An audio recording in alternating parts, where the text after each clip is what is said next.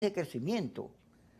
Tanto así que aquí había crédito, la gente compraba casa, carro y todo porque había crédito, que es la base del capitalismo mismo, y había prosperidad, la moneda era fuerte. ¿Qué pasó en 1977? Pero explica el gráfico. Bueno, sí, fíjense, me gustaría ver si es posible que Enfócamelo detalláramos. ahí, señor director, por favor. Este es un gráfico basado en cifras del profesor Asdrúbal Batista en su libro Bases cuantitativas de la historia económica venezolana desde 1830 hasta el año 2000.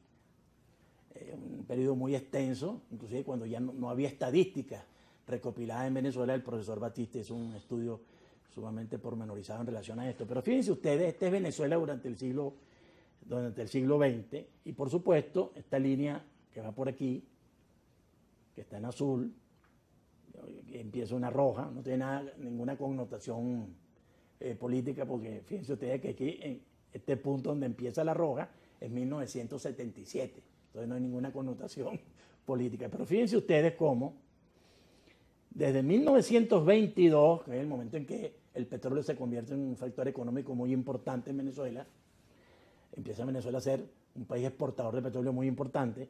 Desde 1922, aquí vemos cómo empieza una curva a subir, con algunos episodios de caída, sube, sube y sube, hasta un punto máximo de 1977.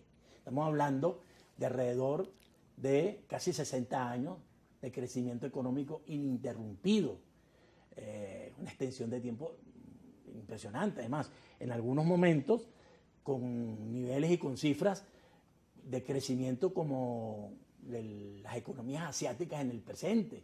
El milagro económico venezolano era una suerte de milagro silencioso, superior inclusive al milagro económico alemán. Estamos hablando de 1922 hasta 1977. ¿Qué pasó en 1977? En 1977, mediados de los años 70, empieza esa tendencia a invertirse. Después de 60 años de una curva de crecimiento con episodios y circunstancias de caída, viene una curva de caída con episodios y circunstancias y momentos de recuperación, pero con tendencia al decrecimiento. Es decir, una curva absolutamente inversa, absolutamente inversa. ¿Qué quiere decir esto? ¿Qué hicimos bien nosotros los venezolanos, Kiko, en ese periodo de 60 años y qué empezamos a hacer mal? Vamos a hablar de las cosas que yo pienso que hicimos bien durante esos 60 años. ¿Qué cosas tuvimos importantes?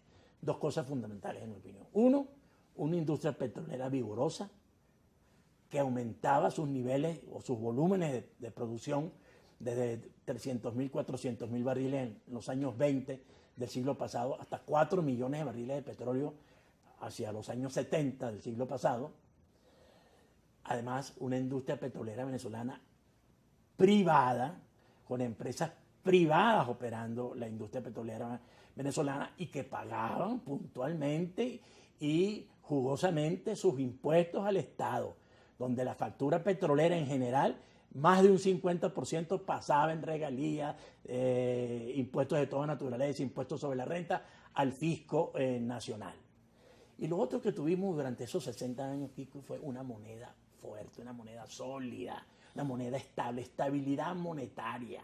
Decían los alemanes del milagro económico alemán que la estabilidad no es todo, pero sin estabilidad no hay nada. Es decir, la parte de la estabilidad monetaria durante esos 60 años fue extraordinaria. Nosotros teníamos una de las monedas más sólidas que no experimentaba mucho sobresalto en momentos donde se pasó por la crisis de la Primera Guerra Mundial y después la crisis de la Segunda Guerra Mundial, donde Venezuela conoció, por supuesto, y experimentó el impacto del crack económico de 1929. Y sin embargo, nuestro Bolívar, que por cierto se llamaba Bolívar Oro, se mantuvo muy sólido durante todo ese tiempo. Las autoridades monetarias y las políticas macroeconómicas del país eran sumamente responsables en relación a la emisión de dinero, eran muy responsables en relación a todo lo que tiene que ver con el manejo monetario. Y durante ese tiempo se capitalizó muchísimo el venezolano, al punto de que, y aquí viene otra gráfica, que no es una gráfica, me gustaría ver si es posible, ¿Qué dice? una arepa. Mire, este es el valor de una arepa en el año 1960, un bolívar, una arepa bien resuelta. Y el salario, no existía la figura de salario mínimo en 1960, pero digamos que un salario del trabajador menos calificado o menos cualificado de la época era de 8 bolívares diarios. Si uno se pone a ver, 8 bolívares diarios en el año de 1960 es el equivalente ahorita el equivalente en ese momento a $250. $250 del año 1960, ahorita serían, en el año 2023, serían 9 veces más.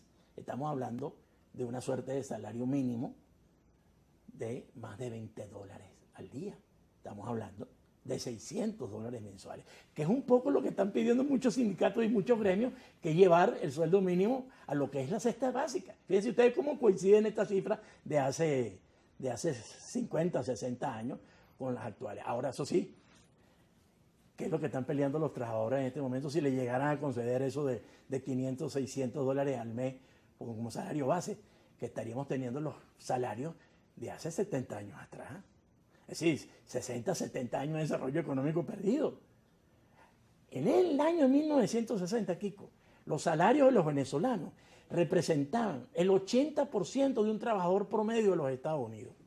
Si tú te pones a ver entonces, si hacemos la comparación, si en este momento el salario de un norteamericano promedio es de $1.800, $1.900 mensuales, bueno, los salarios de los venezolanos actualmente deberían ser el 80% de eso, es decir, entre $1.300 a $1.400 mensuales, si esto se hubiera mantenido, si esta tendencia que vemos aquí positiva se hubiese mantenido, pero ¿qué y no pasó?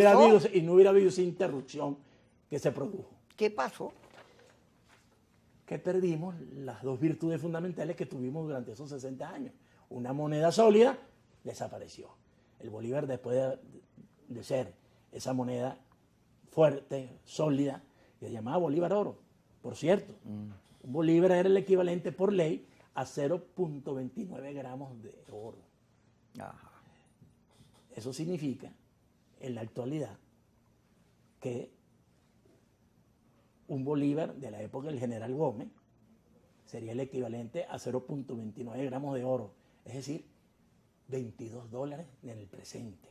Es decir, que 22 bolívares no comprarían un dólar, sino $22 comprarían un bolívar, si nosotros no hubiéramos convertido el desaguisado que se convirtió desde el punto de vista del manejo absurdo e irresponsable de nuestra política monetaria. Y lo otro fue que lamentablemente nuestra industria petrolera fue estatizada, no nacionalizada, porque aquí había empresas petroleras nacionales muy pequeñas, muy de escala, es verdad, las grandes eran las transnacionales, pero esas empresas transnacionales y también las pequeñas, aquí la famosa empresa Mito Juan del señor Peñalosa, una empresa pequeña pero muy eficiente desde el punto de vista de la explotación petrolera, una empresa nacional, y cuando estatizaron el petróleo en los años 70, también expropiaron esa empresa, pero si esa es de capital nacional, ¿por qué la vas a expropiar? Es decir, un atentado a lo que ha sido el músculo privado venezolano. Entonces perdimos dos cosas fundamentales. El protagonismo